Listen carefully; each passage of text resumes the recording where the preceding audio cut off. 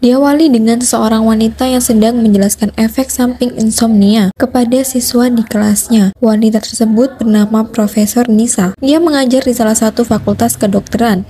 Nisa menjelaskan, jika penderita insomnia tidak tidur selama 2 hari, mentalnya akan terganggu. Dan jika lebih dari 3 hari tanpa tidur, akan menyebabkan kebingungan akut. Jika kondisinya terus berlanjut, itu akan berubah menjadi halusinasi yang membuat penderitanya tidak dapat membedakan mana yang nyata dan tidak. Dan di hari itu, salah satu mahasiswi bernama Jane bercerita bahwa ia mengidap insomnia dan ia pernah tidak tidur selama 3 hari. Saat itu, ia masih duduk di bangku kelas 9 dan terpaksa harus pindah ke rumah neneknya bersama sang adik. Dan sejak saat tinggal di sana, ia sangat mencemaskan keamanan rumah. Setiap malam ia terus berjaga dan memeriksa kunci pagar berulang kali. Dan kejadian itu kini terulang ketika adiknya yang bernama Jun selalu pulang malam. Dan itu yang membuatnya sangat khawatir. Banyak sekali hal yang ia lakukan saat tidak tidur seperti belajar atau masak makanan yang nantinya akan dijual oleh neneknya. Jane menganggap bahwa itu adalah sisi positif dari insomnia yang ia derita. Keesokannya, Jane mendapat surat keterlambatan pembayaran rumahnya sebesar 728.000 baht atau sekitar 300 juta rupiah.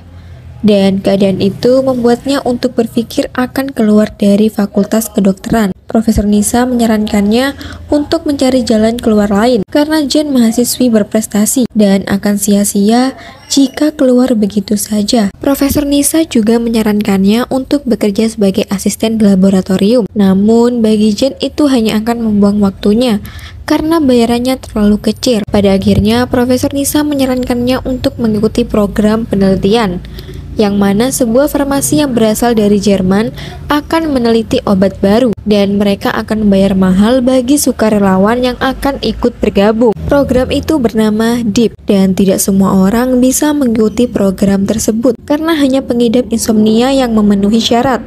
Dan di hari itu juga, Jane bertemu dengan direktur penelitian bernama Hans Miller. Ia menjelaskan bahwa program tersebut bertujuan untuk mengumpulkan hormon kreatinin dari setiap orang yang tidak bisa tidur. Hormon tersebut hanya bisa dihasilkan oleh tubuh manusia jika beraktivitas. Oleh karena itulah pengidap insomnia menjadi syarat utama dalam penelitian ini. Hans juga menjelaskan bahwa penelitian tersebut memiliki 3 tingkat kesulitan. Yang pertama, bayaran yang akan didapat oleh Jane adalah 100.000 baht jika ia berhasil tidak tidur selama 3 hari. Setelah menandatangani kontrak, Jane mendapat suntikan berupa chip yang akan menampung hormon kreatinin miliknya.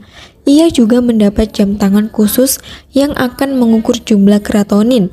Jika sudah 100%, Jane harus segera kembali ke laboratorium untuk mengeluarkan chipnya. Dan ia juga mendapat peringatan terakhir untuk tidak tidur, karena jika ia tidur lebih dari 60 detik, chipnya mungkin akan rusak, dan itu akan menghentikan jantungnya. Ia juga tidak boleh menceritakan program ini kepada siapapun, karena semuanya telah diatur dalam kontrak perjanjian.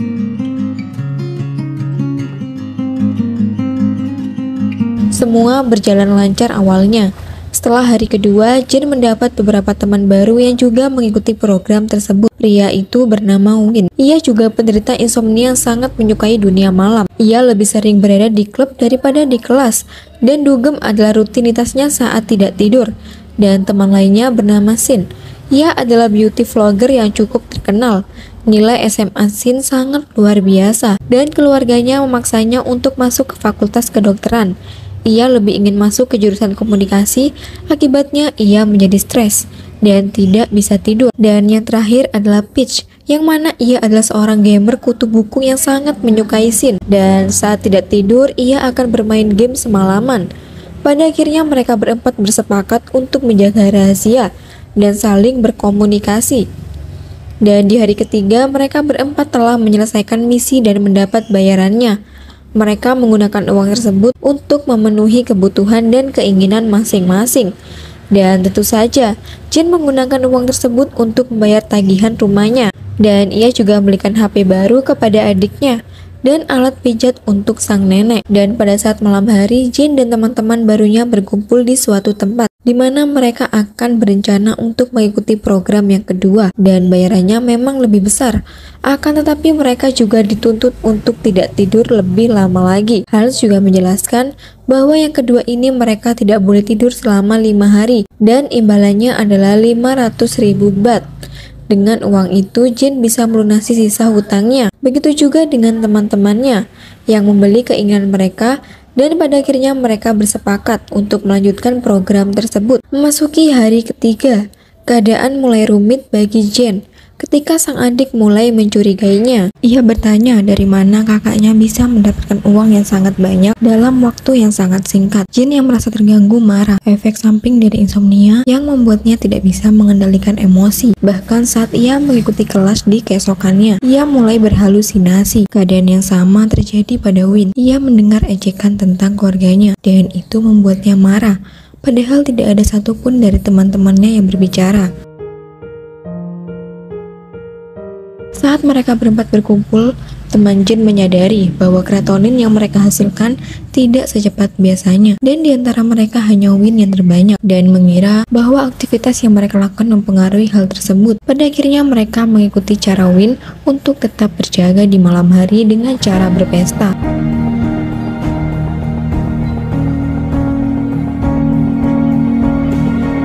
Dan di malam itu Sin menyelinap masuk ke dalam rumah Peach yang kebetulan jadi tempat pesta mereka. Sin terkejut saat melihat video vlognya terus diputar di komputer, dan ia juga melihat foto-foto dirinya dipajang di dinding. Ia teringat bahwa belakangan ini ia merasa diikuti oleh seseorang, dan ternyata itu adalah Peach yang sudah tergila-gila kepadanya. Sin yang pada saat itu terkejut kemudian pingsan dan hampir meninggal di saat-saat terakhir.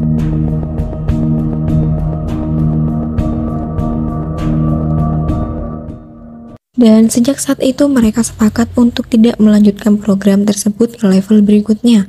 Dan pertemanan mereka pun mulai renggang ketika Sin tidak bisa memaafkan Peach. Sementara Chen ia menjauhi Win untuk mengejar nilainya yang tertinggal. Tak lama dari itu korban deep yang lain mulai bermunculan. Bahkan salah satu di antara mereka ada yang meninggal. Saat malam harinya, Jin harus menerima kenyataan bahwa neneknya sakit dan membutuhkan biaya besar untuk berobat. Dan di saat itu, Jun tiba-tiba membawa uang dengan jumlah banyak yang ia dapat dari program DIP. Ternyata selama ini Jun telah mengawasi kakaknya dan ia mengikuti program tersebut secara diam-diam. Jin yang pada saat itu khawatir, ia marah, sementara Jun berontak, merasa bahwa ia selalu dikekang untuk melakukan hal apapun. Sementara itu Win sedang ada masalah dengan sang ayah. Ia marah kepada ayahnya yang telah membuang barang-barang milik ibunya yang sudah meninggal. Ayahnya tidak ingin Win berlarut-larut dalam kesedihan. Win yang kesal tidak mau menerima alasan apapun dan ia terus menyalahkan ayahnya. Masalah masih berlanjut ketika Jun masih mengikuti program DIP tersebut ke level 3 tanpa sepengetahuan Jen. Direktur Han pada saat itu tidak peduli dengan apa yang akan terjadi pada Jun dan ia menyuntikkan chipnya sesuai permintaan. Jen pada saat itu marah, tapi ia tidak bisa berbuat apa-apa karena program tersebut dilindungi oleh kontrak yang sudah disepakati. Hans kemudian memberikan penawaran, ia akan mencabut chip itu asalkan Jin dan teman-temannya mau melanjutkan program tersebut ke level 3. Dengan berat hati, Chen terpaksa mengajak teman-temannya berkumpul dan menjelaskan apa yang telah terjadi. Ia bingung karena nyawa adiknya terancam. Sin berkata bahwa mereka hampir gagal di level 2. Dan itu artinya level berikutnya akan sangat mustahil untuk dilalui. Selain itu, mempertaruhkan 4 nyawa hanya untuk 1 orang tidak sepadan baginya. Pada akhirnya, Sin dan Peach menolak sementara Win bersedia untuk membantu. Saat malam harinya, Sin mulai gelisah dan memikirkan keputusannya, sementara Peach ia mengingat kembali momen kebersamaan dan itu menguatkan nyalinya untuk membantu Jen. Keesokan harinya, Peach datang ke pertemuan untuk membantu. Begitu juga dengan Sin yang telah berubah pikiran. Are you ready? Profesor Nisa yang sudah mengetahui cerita tersebut turun tangan. Ia menyediakan tempat khusus bagi mereka untuk melewati program tersebut. Dan ia juga menyediakan obat khusus yang akan membuat mereka tetap terjaga. Dan di hari pertama dan kedua semua berjalan lancar.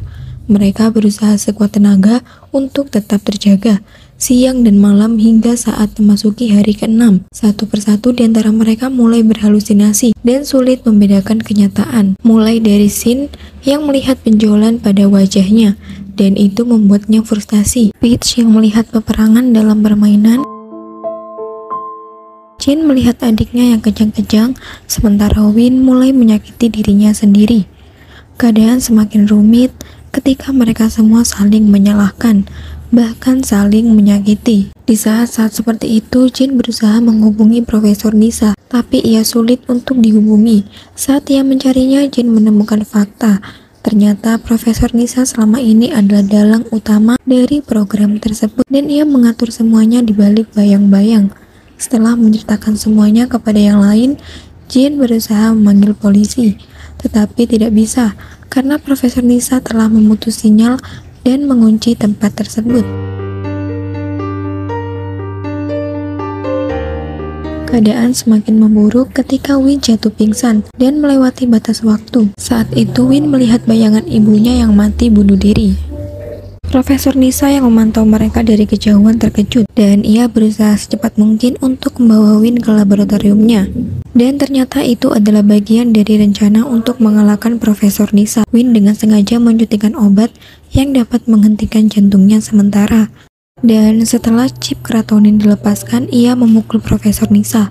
Kemudian saat itu Profesor Nisa menjelaskan maksud dari tujuan program DIP yang sebenarnya. Semua itu ia lakukan untuk menyelamatkan kekasihnya yang koma sejak 24 tahun. Semasa hidupnya, kekasih Profesor Nisa menggunakan dirinya sendiri untuk penelitian, dan kurang tidur membuatnya mengalami halusinasi. Ia terjatuh dari gedung dan akhirnya koma.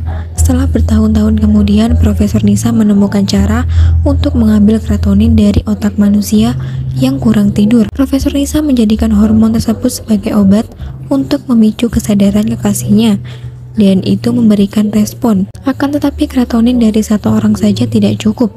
Oleh karena itulah, ia menciptakan program DIP. Cinta membuatnya buta, hingga membahayakan nyawa orang lain demi kepentingannya sendiri. Dan apapun alasannya, Profesor Nisa bersalah, dan ia harus dihukum.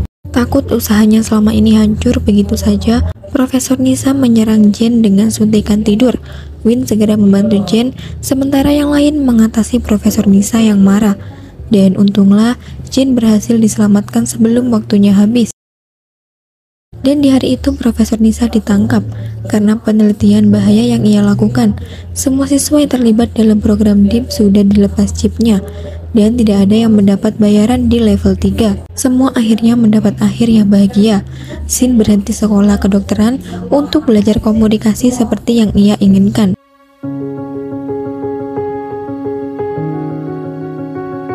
Win berdamai dengan ayahnya dan menerima kematian bunuh diri ibunya. Peach memahami pentingnya hidup bersama teman-temannya, dan ternyata ia mulai bergaul. Sementara Jen, ia melakukan kegiatannya seperti biasa, membantu neneknya untuk berjualan. Dan kini ia ditemani oleh Jun yang mulai meninggalkan dunia malamnya.